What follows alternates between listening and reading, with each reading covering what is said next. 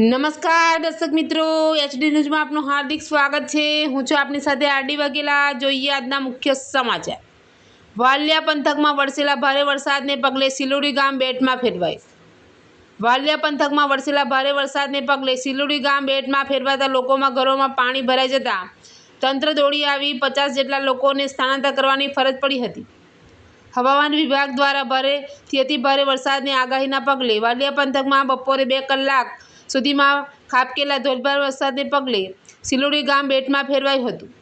ગામમાંથી પસાર થતા કોતરના પાણી 10થી વધુ ઘરોમાં ઘૂસી જતા ગામ લોકોના નાસભાગ મચી જવા પામી હતી। જેવી સ્થિતિના લોકોને પોતાની ઘરવખરી પણ બચાવવાનો સમય ન મળ્યો હતો। ભારે વરસાદ અને પૂર જેવી સ્થિતિને પગલે ઘરોમાં નુકસાન પણ થયું હતું। જ્યારે એક મકાનમાં ભૂવો પડી ગયો હતો તો સ્કૂલ ફળિયામાં 2 મકાનોને દિવાલ પડતા 7 લોકોને આબાદ બચાવ થયો હતો।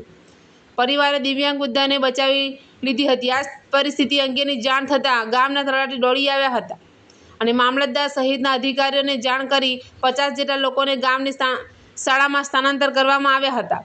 પૂરની પરિસ્થિતિ વચ્ચે લોકોને સહાયની માંગ કરી હતી। એચડી ન્યૂઝ સાથે રિપોર્ટ જયેશ પ્રજાપતિ, અંકલેશ્વર।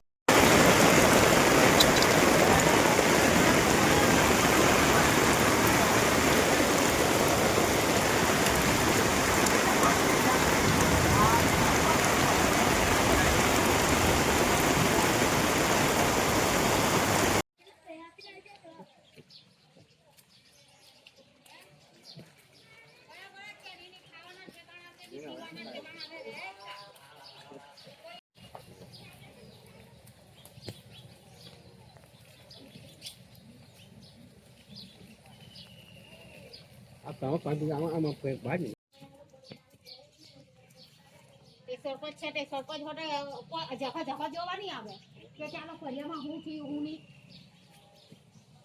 ને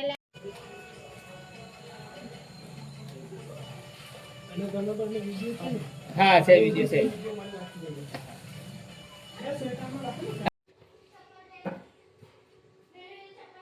हमने साफ किया बड़ा कबाटों में पानी भराई गया दिमाग भराई गया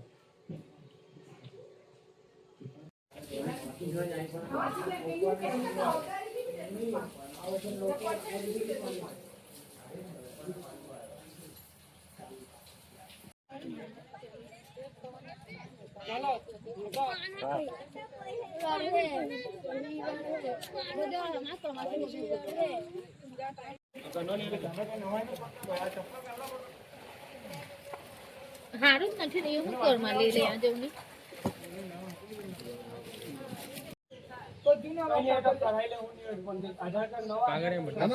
કાગળ જે અશરફભાઈ જે કાગળિયા જે હોય આમ તેમ બગાઈ રહ્યા બેન હું વસાવા જાનુબેન વિષ્ણુભાઈ વસાવા સિલુડી ગામના રહેવાસી વસાવા મંજુલાબેન અભયસિંહભાઈની પુત્રી। અમારા ઘરમાં વરસાદ પડતા આટલું બધું પાણી વધારે ભરાઈ જતા અમે પાણી કાઢતા સામાન અડધો આમ મૂકે કે તેમ મૂકે એમ સમજ ના પડતા પાણી કાઢવા જતા અડધી દિવાલ તૂટી પડતા દાદીને બચાવીએ કે પછી અમે સામાન આમ તેમ લઈ જઈએ ખબર ના પડતા આટલું બધું નુકસાન થયું તો અમે એટલી આશા રાખીએ કે અમારું ઘર બની જાય અને અમને સરકાર તરફથી સહાય મળે। અને અનાજ પાણી એવું કશું નહીં, ડોક્યુમેન્ટ અને બધું ભીનાઈ ગયું। અમે સરકાર તરફથી એટલી આશા રાખીએ કે અમને અમારું બસ જીવનની જરૂરિયાત આમ નુકસાન થયું એ મળી જાય।